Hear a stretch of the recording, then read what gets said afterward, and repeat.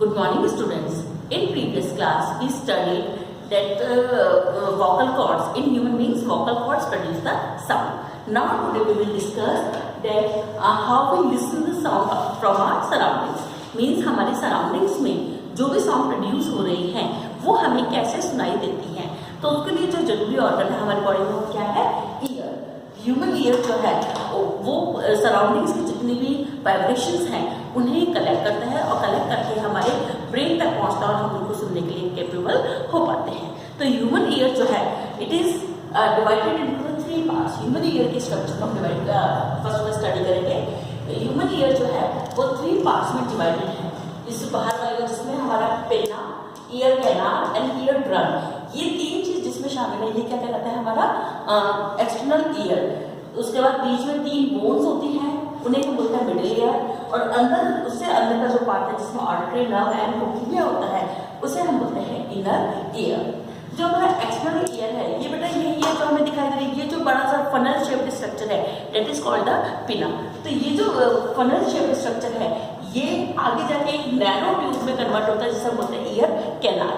जितनी भी वेव्स हैं, अब जैसे सराउंडिंग्स में जो भी वेव्स प्रोड्यूस होती हैं, ठीक है, उनमें वाइब्रेशंस होता है, वो सारे आप देखते हैं कि शेप ही किस तरह की एक ऐसे फनल जैसी है। तो ये सारी वेव्स को कलेक्ट कर लेता है। कलेक्ट करके जो भी यहाँ तक आती है उन सबको ये इस ईयर कैनाल में ले आता है। यहाँ लाने के बाद ये जो वेव्स हैं ये वेव्स क्या करती हैं? इस ईयर ड्रम पर स्ट्राइक करते हैं, हिट करती हैं। और ये जो ईयर ड्रम है ये क्या करता है? वाइब्रेट करता है। ऑब्वियसली कोई बिल्कुल रबर जैसे स्ट्रेच पतली सी मेम्ब्रेन और कोई चीज आकर उस पर स्ट्राइक करेगी तो वो क्या करेगा? अपनी जगह वाइब्रेट करेगा।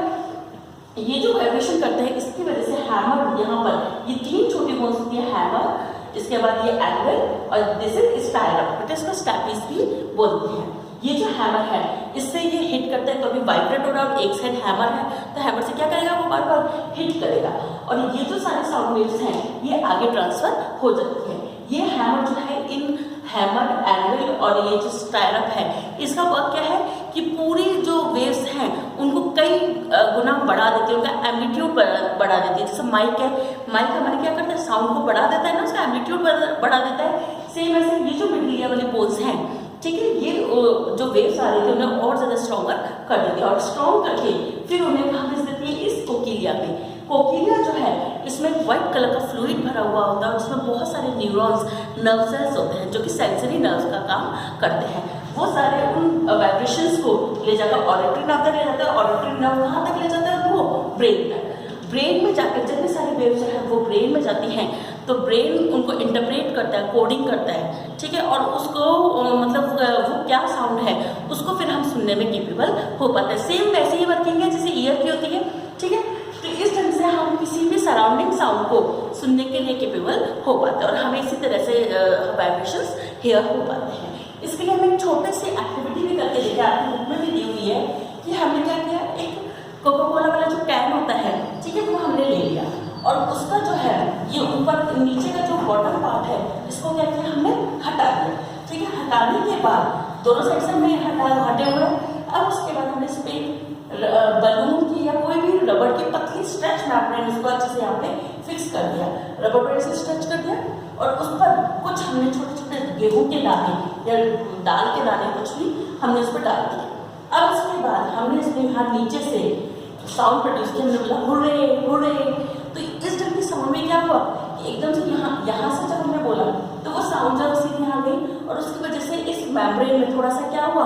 वाइब्रेशन हुआ और हम देखेंगे जो ग्रेव्स हैं वो थोड़े से ऐसे उछलने लगे, ऐसे उछलने लग गए और इसी ढंग से सेम यही वर्किंग हमारे इसमें होती है। ये जो रबर स्ट्रेच मेम्ब्रेन है ईयर ड्रम का काम कर रही है और ये जो ग्रेव्स एक तरह से ये बोन्स का काम कर रही है जो कि इस वाइब्रेशन क्या कर रहा है? बढ़ा रहा है, शो कर रहा है। ये एक छोटी सी एक्टिविटी है जो कि हमारे ह्यूमन ईयर की वर्किंग के लिए हम समझ सकते हैं।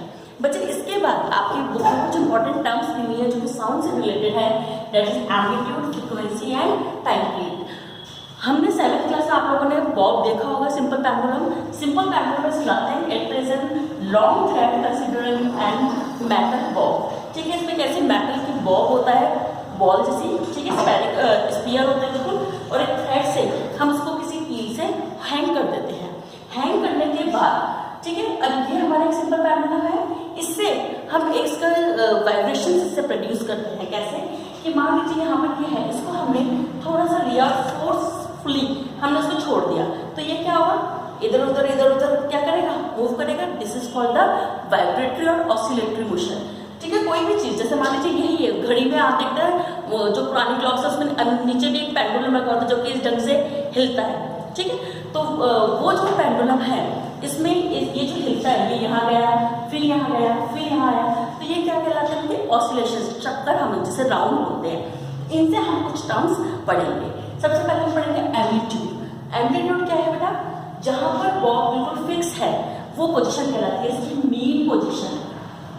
अब जैसे हमने इसमें थोड़ा सा हिट किया तो ये यहाँ पर जितनी मैक्सिमम डिस्टेंस तक गया, जाकर रिटर्न हुआ, फिर इधर गया और इधर से रिटर्न हुआ। इट मीन्स दोनों साइड अपनी मेन पोजीशन के बोथ साइड उसने जो मैक्सिमम डिस्टेंस कवर की, ए से लेकर बी तक और ए से लेकर सी तक, ये जो मैक्सिमम डिस्टेंस कवर की इसे हम बोलते हैं एम्पलीट्यूड। ठीक है, डिस्टेंस है तो इसकी ऑब्वियसली यूनिट भी क्या होगी आपकी, metre.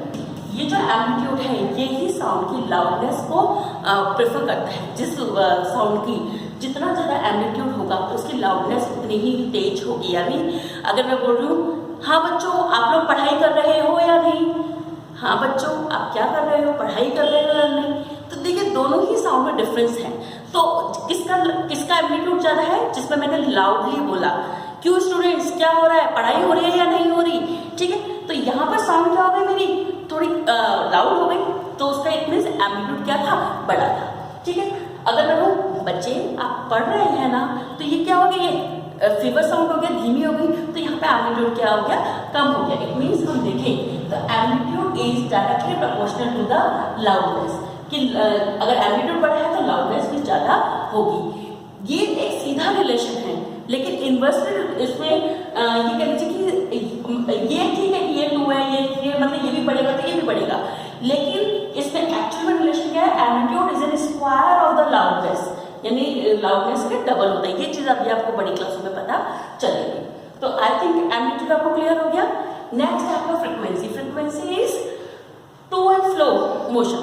To and fro motion आपको मालूम है, चक्कर, इस बॉब का एक चक्कर जो होगा वो क्या कहलाएगा, एक राउंड, एक ऑसिलेशन। अच्छा, किसी भी चीज का एक राउंड क्या कहलाता है, कि मान लीजिए आज मेरे पास यहाँ से लेकर यहाँ तक ये एक मेरा पॉइंट है, अब और मैं बीच में खड़ी हूँ, तो मेरा एक राउंड क्या होगा, मैं इधर गई, ठीक है, फिर उसके बाद इधर तक आई, क्या मेरा चक्कर पूरा हो गया, नहीं, और फिर मैं यहाँ आई, तो ये मेरा एक राउंड हुआ ना, इधर गया, इधर से इधर गए और इधर आए, तो ये फुल एक राउंड हुआ।